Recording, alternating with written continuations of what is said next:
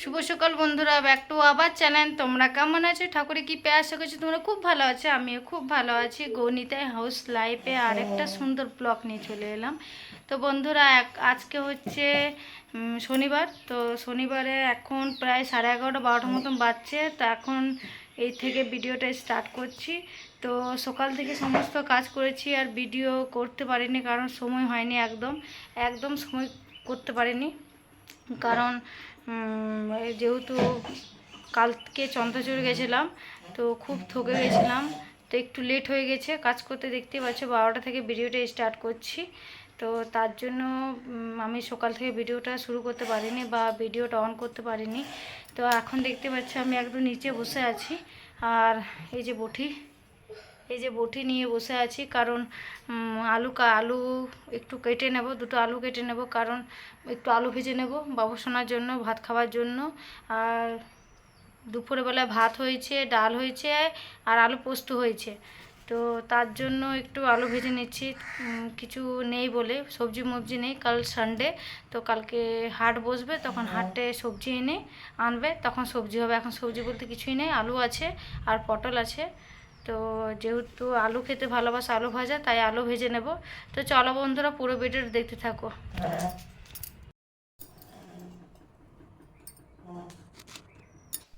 তো এইখানে দুটো আলু ভেজে নিচ্ছি, কারণ সবজিতে এরকম কোনো সবজি হয়নি যে বাবুসোনা খেতে পারবে।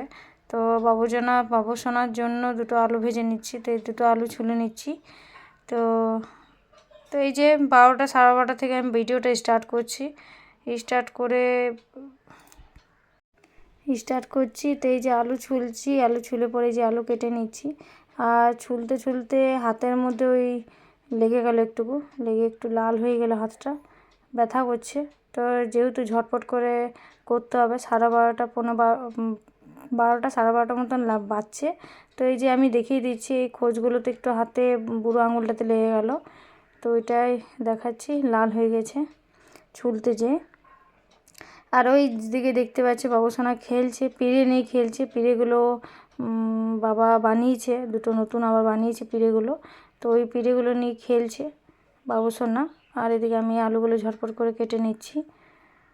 তো বন্ধুরা, আজকে কিন্তু রাত পর্যন্ত ভিডিও করতে পারছি না, কারণ এখন কদিন ধরে ভিডিও করতে পারছি না। সন্ধ্যা হচ্ছে, মেঘ হচ্ছে, জল হচ্ছে, আর কারেন্ট চলে যাচ্ছে। তো খুব অসুবিধা হয়েছে, অন্ধকারের মধ্যে ভিডিও আমি করতে পারছি না। প্রত্যেক দিন একই টাইমে জল দিচ্ছে আর কারেন্ট চলে যাচ্ছে। তো খুবই অসুবিধা হচ্ছে। তো ওই জন্যে আমি রাত্রে কোনো ভিডিও করতে পারছি না। কোনো রকম রাত্রে টর্চ জ্বালিয়ে খাবারটা খেয়ে নিচ্ছি, আর অন্ধকারে ভিডিও একদম করা হচ্ছে না।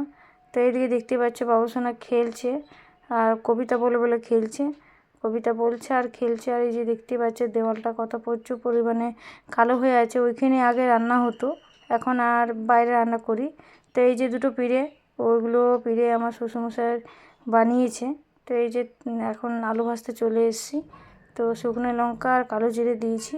তো চলো বন্ধুরা, পুরো ভিডিওটা কিন্তু দেখতে থাকো। তো বন্ধুরা, এই যে আমি আলুগুলো দিয়ে দিয়েছি, আর এখানে লবণ দিয়ে দেবো। তো এখানে এই যে আলুগুলো আমার দেওয়া হয়ে গেছে, একবারে লবণও দিয়ে দেবো। তো এই যে লবণ দিয়ে দিলাম, আর হলুদ আগে দিয়ে দিয়েছি, কারণ তেল ছিটকাবে তার জন্য। তো এখানে আন্দাজ মতন আমি লবণ দিয়ে দিয়েছি, আর এই যে হলুদও দিয়ে দিয়েছি। তো মনে হয় আর অল্প মতন হলুদ লাগবে। তো এই যে আমি ভালো করে ভেজে নিচ্ছি, আর একটু তেলের পরিমাণটা একটু বেশি দিয়েছি। তো এই যে এটা একটু একদম লাল লাল করে ভেজে নেব। এরকম আলু ভাজা তোমরা করে খাবে, দেখবে খুব টেস্ট, খুব ভালো লাগে খেতে। আর যেহেতু তেলটা কিন্তু পরে করে সাইড করে দিলে আলুগুলো তেলটা মাঝখানে থাকবে। তো এরকম আলু ভাজা একদিন করে তোমরা খাবে। আর সবার শেষে একটু নামাবার আগে একটু পোস্ত ছড়িয়ে দেবো, তো সেইটা আরও বেশি টেস্ট লাগে। আর যারা বাড়িতে পোস্ত থাকবে না, তারা এরকম নর্মালি এরকম আলু ভাজা খেতে পারো। এটা পোস্তর মতনই হয়ে যাচ্ছে, কিন্তু আমার এইরকমই আলু ভাজা খেতে ভালো লাগে। আমার ওই লম্বা লম্বা যেগুলো কাটা থাকে আলু ভাজা, সেগুলোর থেকে এগুলো বেশি ভালো লাগে। তো আমি খানিকক্ষণ ঢাকা দিয়ে রেখে দেবো। তো চলো বন্ধুরা, ঢাকা দিয়ে রেখে দিই। তো বন্ধুরা এই যে ঢাকা দিয়ে দিলাম, ঢাকা দেওয়ার পর আমি এই যে আঁচটা এই যে একদম কমিয়ে দেব। তো আঁচটা দেখতেই পাচ্ছি একদম কমিয়ে দিয়েছি, এটা বাড়ানো ছিল, একদম কমিয়ে দিলাম। এবার এটা আস্তে আস্তে 5 মিনিট হোক, 5 থেকে 10 মিনিট হোক, তারপরে নেড়ে নেব, তারপরে আর ঢাকা দেবো না। তো চলো বন্ধুরা পুরো ভিডিওটা দেখতে থাকো। বন্ধুরা এখন 10 থেকে 15 মিনিট আমি ঢাকা দিয়ে রাখার পর তো এরকম আলু ভাজাটা আমার ভাজা হয়ে গেছে। তো আমি ক্যামেরাটা অফ করে আমি পুরোপুরি ভালো করে ভেজে নিয়েছি। তো পোস্তটা দেওয়ার পর পোস্ত কিন্তু আমি দিয়ে দিয়েছি। পোস্তটা দেওয়ার পর আমি একটু নেড়ে নেব, আরও 5 মিনিট মতন ভেজে নেব, তারপরে নামিয়ে দেবো। নামাবার পরে আমি বাবুসোনাকে খাইয়ে দেবো, কারণ অনেকটা দেরি হয়ে গেছে, প্রায় এখন 1:45 মতন বাজছে। তো ওকে খাইয়ে দেবো, খাওয়াবার পর আমি খেতে বসে যাব। তো হ্যাঁ বন্ধুরা, একটা কথা বলছিলাম যে সকাল থেকে আমি ভিডিও কন্টিনিউ মানে 12টা থেকে স্টার্ট করেছিলাম, ভাবলাম রাত পর্যন্ত ভিডিও করব। এখন ভিডিও রাত্রে হচ্ছে না, কারেন্টের খুব প্রবলেম হচ্ছে, আর বৃষ্টিও পড়ছে, তো খুব অসুবিধা হচ্ছে।